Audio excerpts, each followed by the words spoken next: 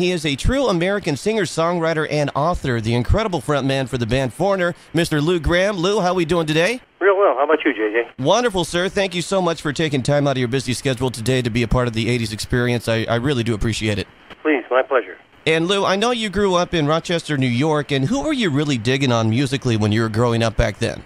I was a huge Beatles fan, but when the second British wave hit, I was a fan of Free, Humble Pie, Traffic.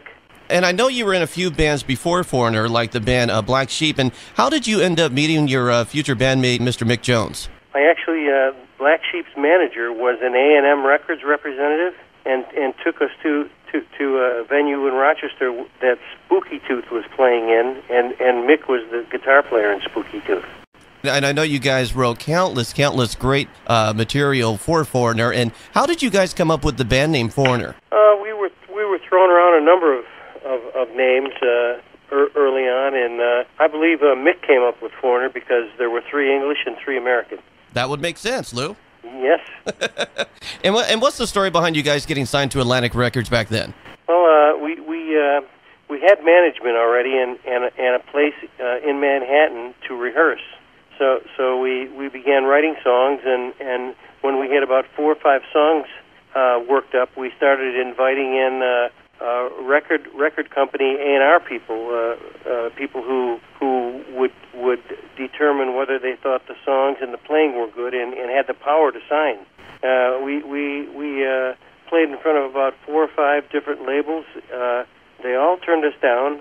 And then we played for Atlantic Records, and they turned us down. But the head of A&R, John Kolodner, came back and said that if we could work on the songs just a little bit more and change the arrangements, he's sure that we would get signed. So we worked about 2 weeks doing some of the ideas that he thought of to kind of not make the songs so long. And then we invited back the president of the company, and he liked what he heard and signed us. The band's self-titled debut album was recorded at the famous record plant in New York City. And what's the story behind the great rocker Cold as Ice? Was that kind of based on a past relationship of some sort? Well, actually, the first album was recorded at Atlantic Studios in New York City. Oh, okay. A beautiful studio that the record company owned. Oh, okay. I thought it was at record plant. Okay. And how did Cold as Ice come about? The basic idea came about from Mick, and Ian McDonald had participated in that, and so did I. It was basically based on a Bette Davis movie where she at the end of the movie, apparently, she keeps shooting the villain over and over again. Even though he's dead, she keeps shooting him. And that sort of was where the premise for the song started, and probably the subject of the lyrics too. Saturday Night Live did a spoof on it too at some point. I don't know if you heard about that. Yeah, I did. I did hear about that. That's pretty cool. Very, very cool. Yeah, it was very cool. The next tune that comes to my mind was the guitar riff and the sexually charged lyrics from the band's sophomore album. Double Vision was a great track called Hot Blooded. And how was that song put together and developed? I think basically it was put together. Basically, Mick would put guitar riffs on a cassette player.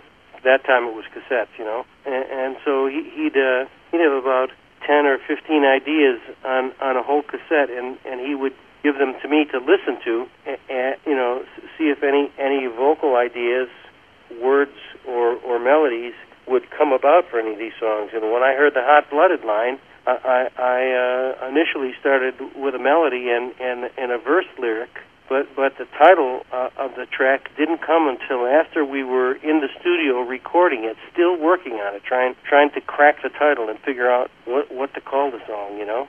And the New York Rangers were playing the Stanley Cup Finals against Philadelphia Flyers. I was a big Rangers fan. I had season tickets, and John Davidson, who was the goalie at the time, a great goalie for the Rangers, was hit hard in the goalie crease by one of the Flyers, and it knocked him out basically, and they had to help him off the ice. The announcer said, John doesn't have a concussion, but he is experiencing double vision. And it was like a bell went off in my head, you know. ding, ding, ding, winner, winner, winner. and the song immediately became called Hot Blooded.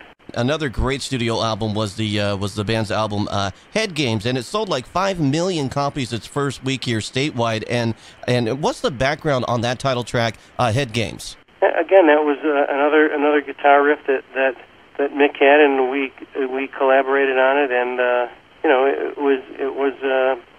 that song actually came together very quickly, and we thought it was a pretty strong song. We did get a lot of flack for the album cover, and for the first single, "Dirty White Boy." Yes. I guess it was in the Bible Belt. They didn't like the album cover, nor did they like the topic of "Dirty White Boy." So we had some important radio stations that refused to play it. Wow, that's very, very interesting, because I think the front cover is just great. I think it's very artistic and gets to the point. I like it. It's suggestive, but it's not dirty. Right, exactly. You can almost say it, but just don't say it, right? Right, that's it. There you go. The band's 4 album was originally titled Silent Partners, and what's the story behind you guys changing the title of the album? Because the album cover looks like it would be for an album titled Silent Partners, but it was actually 4. How did you guys come up with the idea to change that? Well, we didn't come up with the idea to change it. The record company thought that it was a good idea to make it 4 because it was our 4th album, and the band was pared down from 6 members to 4 members. Right. So it had a double meaning. They thought it was important to suggest both of those ideas. You do it tastefully and subtly just by calling it 4. And you were saying, Lou, how Head Games came about pretty quickly, and the next tune, "Waiting for a Girl Like You wrote that pretty fast, right? We did one session at Mick's apartment. On a given night, we had about 90% of it together.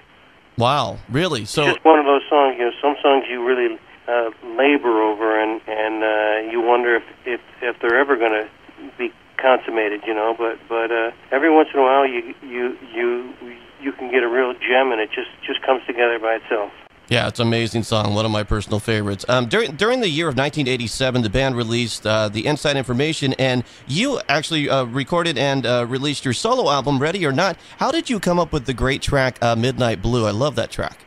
Well, I had that for about 2 years before I recorded it. Honestly, presented that for the Inside Information album, and it was turned down. Oh, really? Oh, I did not know that. Yep, and which gave me all the more impetus to record my own album. Absolutely, I totally agree. Great track, Midnight Blue. One of my favorites that you've done solo. I appreciate that. Oh, absolutely. Off of that Inside Information album, I know you collaborated with a ton of songs that were on that, and one of the ones that really stuck out to me was the tune "Say You Will." Yeah, that song turned out really well. It was a little more pop than a lot of the songs we had done in the past. It isn't what I'd call a rock song. It's pretty poppy, but it was a good song. So, Lou, I know you've had a fantastic solo career through the 90s up until today. Tell me about this brand new book you just released. Well, it's basically a book about my life since I was a young child. Both of my parents were musicians. My older brother's a musician. It's just, I think it's in the blood, and I really always wanted to play music more than anything. So I honestly think I was born to do this. I couldn't agree with you more, my friend. And yeah, I definitely want to get a copy of the book. And are you working on any new material, like in the studio musically? I am, but there's really no timetable for anything to be put together or released right now. Okay, and I know you're on the tour dates all over America. And of course, you can always go to lougramm.com with 2 M's to get more information on Lou and his exciting ongoing career. And Lou Gramm, I just want to thank you. I really appreciate it. My pleasure, JJ. I enjoyed it a lot. Thanks.